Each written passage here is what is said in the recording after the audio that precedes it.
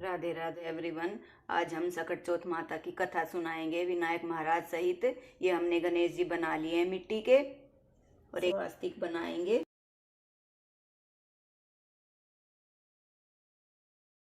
ये स्वास्तिक बना लिया हमने। थोड़े चावल रख लेंगे और ये विराजमान कर लेंगे गणेश जी को। ये कच्चे तिल हैं थोड़े से और ये हमने प्रसाद बनाया था वो है। और ये दक्षिणा रख ली हमने। ये जल का लोटा ले लिया है और ये कलावा ले लिया हमने। ये इसके टिक्का लगा देंगे लोटे के भी, अपने लगा लेंगे और अपनी मांग भर लेंगे। ये तिलकूट है, मीठा मिलाया इसमें तिल में। तिल को चिटका के हमने मीठा मिला लिया है। और ये लेंगे थोड़े से कच्चे तिल। इनको भूनेंगे नहीं, इन तिल को, ये कच्चे होते हैं। और अब कथा करेंगे विनायक सहित। एक बुढ़िया माँ थी, अकेली रहती थी बेचारी। उसका एक बेटा था। वो बेटा ना गाय भैंस चराने जाता था गांव की सबकी, और जो पैसा होता उससे उनका गुजारा चल जाता था। तो एक दिन आया सकट चौथ का व्रत। उसकी माँ गुलगुले पूड़े और तिलकूट ये सब बनाने लगी। और पूरियां उरियां भी बनती हैं, अच्छा पक्का खाना बनता है। तो उसकी माँ बनाने लगी। वो लड़का चला गया बासी खा के रोटी। वो चला गया गाय चराने, भैंस चराने, सब गांव की भैंसों को चराने ले जाता था। तो उसकी चाची ताई कहने लगी, तेरी माँ तो गटक माल खाती है और तुझे भैंस ले चराने के लिए खेतों में भेज देती है, पीछे से गटक माल खाती है। वो कहने लगा, ना मेरी माँ तो नहीं खाती गटक माल, मेरी माँ तो बुढ़िया बेचारी है और अपना गुजारा कर रही है। कहने लगी, ना चल देख ले। उस दिन था सकट चौथ का व्रत। अपने बच्चे के लिए उसने व्रत रखा था, अपने बेटे के लिए। बच्चों का ही होता है ये व्रत। तो उसने व्रत रखा, वो बना रही थी तिल सब। उसने सब चाची ताइयों ने सिखा के घर ले आई उसको। उसने दिखा दिया। वो कहने लगा, माँ मैं नहीं जा रहा आज भैंस गाय चराने, आप तो गटक माल खाते रहते हो और मेरे को भैंस चराने के लिए जंगल में भेज देते हो। कहने लगी, अरे ना बेटा, मैं तो तेरे लिए व्रत करती हूँ, तेरे नाम से मैं क्यों खाऊंगी गटक माल। मेरे तो तू ही है सब कुछ, तू कमा के लाता है तो घर का गुजारा चलता नहीं, कैसे चलेगा घर का। कह रहा, कोई बात नहीं, मैं तो नहीं रहूंगा तेरे पास, मैं जा रहा हूँ। उसकी माँ बोली, ठीक है बेटा, जा रहा है ना। तो उसने ये तिल और जो दे दिए थोड़े से। कोई भी विपत्ति आए तो ये पूर के बैठ जाना तू, विपत्ति खत्म हो जाएगी। तो वो चला आगे, थोड़ी सी दूर चल दिया तो शेर दहाड़ता आ रहा। शेर दहाड़ता रहा तो सोचा उसने, शेर दहाड़ता आ रहा है तो मेरे को खाएगा। कहने लगा, अरे भैया अब कैसे जाऊं, निकल तो गया, शाम हो रही है और कहाँ जाऊं मैं। अब कोई आसपास गांव भी नहीं है, जंगल में चला गया। तो कहने लगा, अगर मेरी माँ मेरे नाम के व्रत रखती हो तो उसने तिल और जो ऐसे पूर दिए कि ये शेर है ना गाय बन जाए। थोड़ी देर में शेर गाय बन के वो इधर चली गई और वो आगे चल दिया। तो ठीक है, कोई बात नहीं। एक सांप फफामता आवे, सांप उसे खाएगा। वो कहने लगा, अरे शेर से तो बच गया, सांप से कैसे बचूं, अब ये तो मुझे खा के ही जाएगा।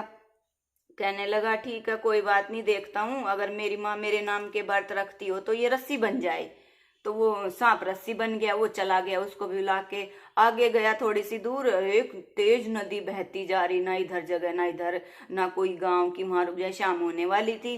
तो वो बोला कि अब तो शेर से भी बच गया, सांप से भी बच गया, अब इससे नदी से कैसे बचूं। कहने लगा, अब तो बचा नहीं जाएगा। वो बोला कि अगर मेरे, उसने तिल और जो निकाले अपनी पोटली में से और वो पूर दिए ऐसे करके उसने, कि ये नदी इधर उधर फट जाए, ऐसे बीच में रास्ता बन जाए। अगर मेरी माँ मेरे नाम के व्रत रखती हो तो वो नदी फट गई बीच में से, उस वो इधर चली गई, वो रास्ता निकल के चला गया गांव में। गांव में चला गया तो एक शाम हो रही, रात हो रही। वो बढ़िया गुलगुले पूड़े बनाए और रोए।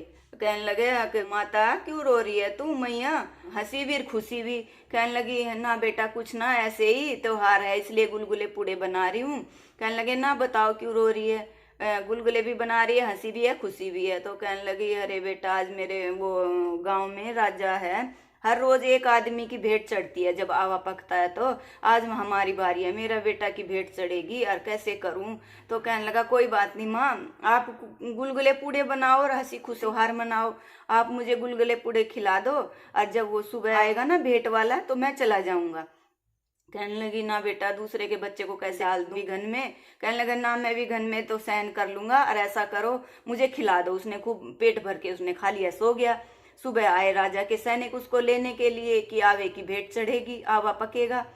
आवा बनाते हैं, वो 15 दिन में, महीने में पकता है। तो वो बोली, वो इधर खुड़काए, मटका इधर खुड़काए, कभी डंडी इधर खुड़काए, उसकी आंख खुल गई वो करने से। वो उठा एकदम कि माँ क्या हो गया, कि कुछ ना भाई कुछ ना हुआ, कि हाँ कुछ तो है, कि भाई वो आवे वाले आ रहे हैं और वो ले जा रहे हैं। तो कहने लगे कोई बात नहीं, आप थोड़े से गुलगुले पूड़े और बांध दो, मेरे को भूख लगेगी तो मैं खा लूंगा। उसने गुलगुले पूड़े बांध दिए, आवा चढ़ाने लगे। बीच में उसने ऐसे जो पूर लिए सबसे नीचे और बैठ गया तो राजा की लड़की की शादी थी।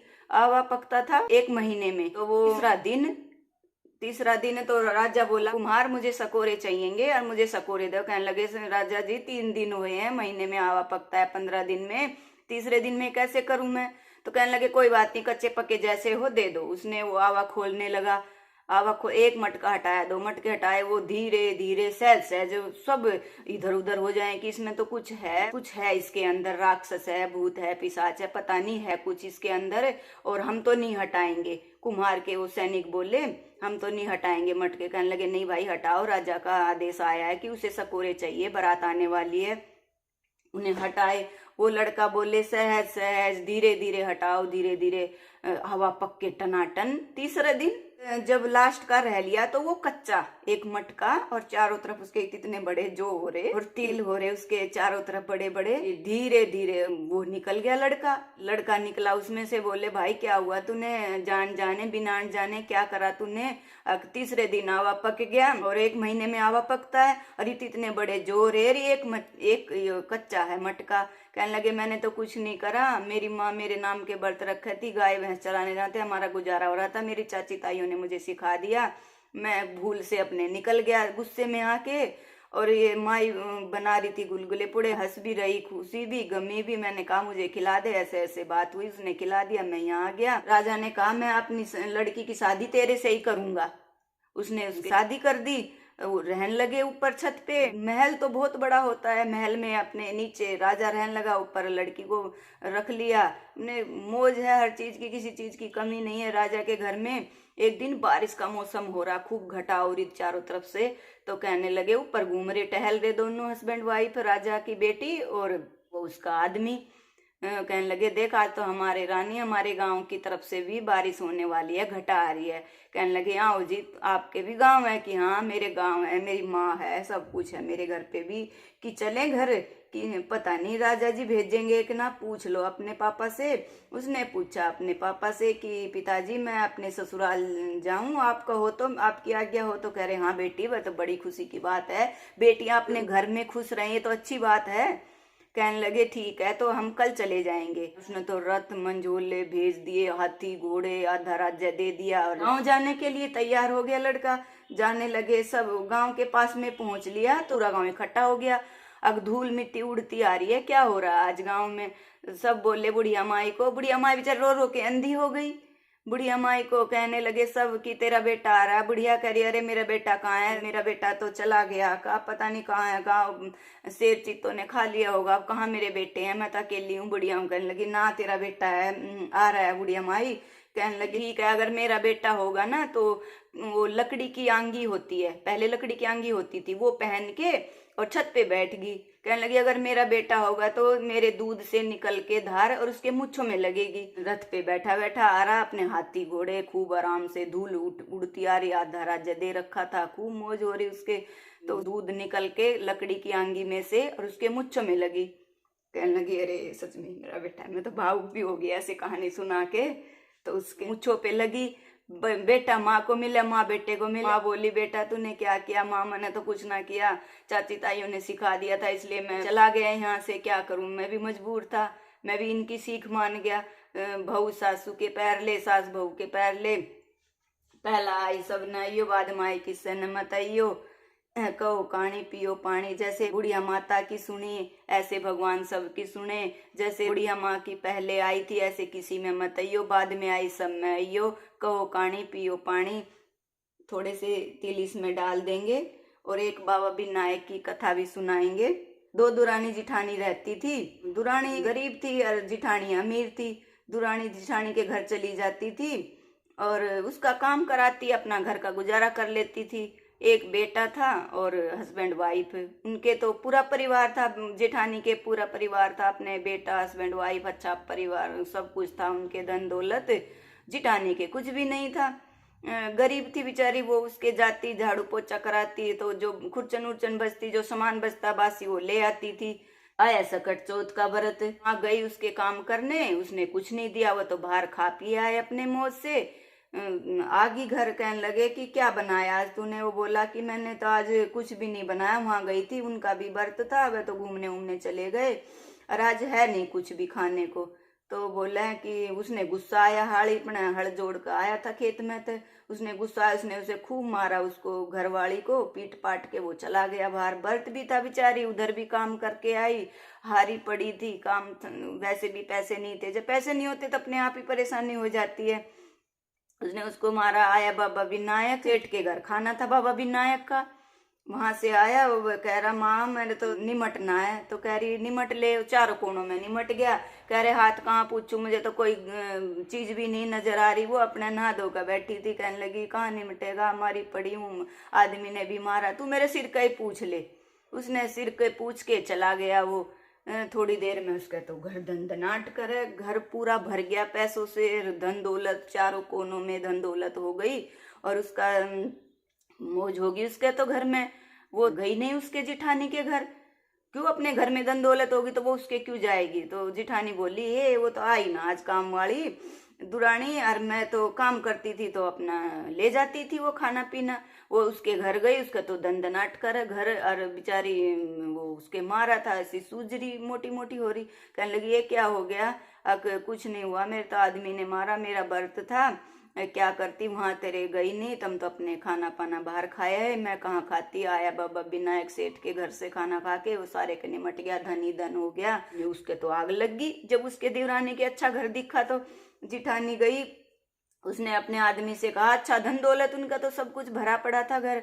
बोली ओ जी मेरे तो मारो आज। नहाई धोई खूब बढ़िया तरह, उसने खूब पीटा कूटा, खूब सुझा दिया पीट के। आया बाबा विनायक तेली के घर से खा के तेल ताल अच्छा कोल्लू पर से। तो उसने वो बोला माँ कहाँ आ जाओ, क्या करूं, मैं तो बहुत निमटना है मेरे को, कि निमट ले भाई चारों कोणों में। अच्छा नहा धोकर सिर धोकर बैठी थी कि कहाँ पहुंचू, निमट लिया, पूरे घर में बदबू हो रही तेल की होते कोल्लू पर से आया था खा के। बोली क्या पूछू, मेरे सिर का पोंछ ले, और खूब मरवा लिया आदमी से, पीट दिया उसने भी, और पूरे घर में बदबू हो रही है, कैसे सिमटे कैसे क्या करे। तो बोले सब को, तेरी जिठानी को तो ऐसे हो गया, पूरे घर में लैट्रिन हो रही है, और जेठ भी मार के चला गया, और उसने तो जान के ही अपने सर पे ये डाल लिया। और देख जाके उसके वो दुरानी गई उसके घर, उसने भी खूब समेटा, उससे भी ना सिमटे, क्यों पूरा घर भर रखा लैट्रिन कर करके। गणेश महाराज ने जब कहते हैं ना गुस्से में आता है तो पूरा घर खराब कर देता है, और खुशी होती है तो पूरा घर भर देता है। जैसे देवरानी का भर दिया, जेठानी के घर में तो गंद फैल गया। रहे खड़े सिर के पुछवा लिया, सिर भी टप के लैट्रिन से। कहने लगी कि क्या किया तूने, मेरे तो मैंने तो अनजान में किया, तूने जान में क्यों किया, खुद कुटी पिटी सब कुछ करा। कहने लगी हे गणेश महाराज अब तो मैं ही संगवाऊंगी इसका घर भी, ऐसा कर तू इसको संगवा सब कुछ को, क्या कर दिया तुमने। कहने लगे कि इसने ही बुलाया था मुझे, आजा मेरे घर पे, और मेरे को मारिए, आदमी से मरवा लिया, और सब कूट पीट के भर गया उसका घर। गणेश महाराज से उसने प्रेयर करी, गणेश महाराज आए, सब कुछ समेट गया, उसने एकदम उसको समेट दिया।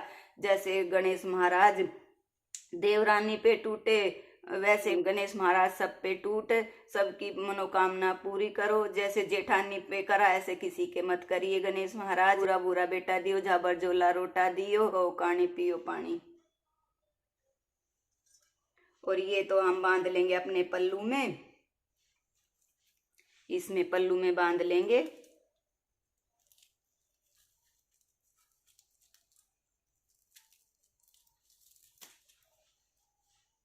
जल का लोटा सूरज को रख दे देंगे। और ये अपने से बड़े होते हैं ना, उनके पैर छू को उनको दे देंगे।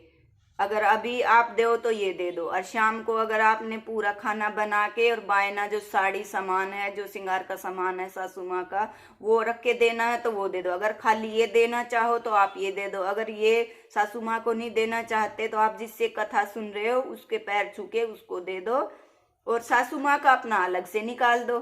जो हमने सामान रखा है कथा करने के लिए, कपड़ा लता जो कोई भी है, वो सासू माँ को दे दोगे। सासू माँ नहीं है, जेठ जिठानी को दे दो, ससुर को दे दो, वो अपने बेटियों को दे देंगे। जय सकट चौथ माता की। अगर आपको मेरी वीडियो अच्छी लगती हो प्लीज़ लाइक शेयर सब्सक्राइब ज़रूर करें और कमेंट भी करें।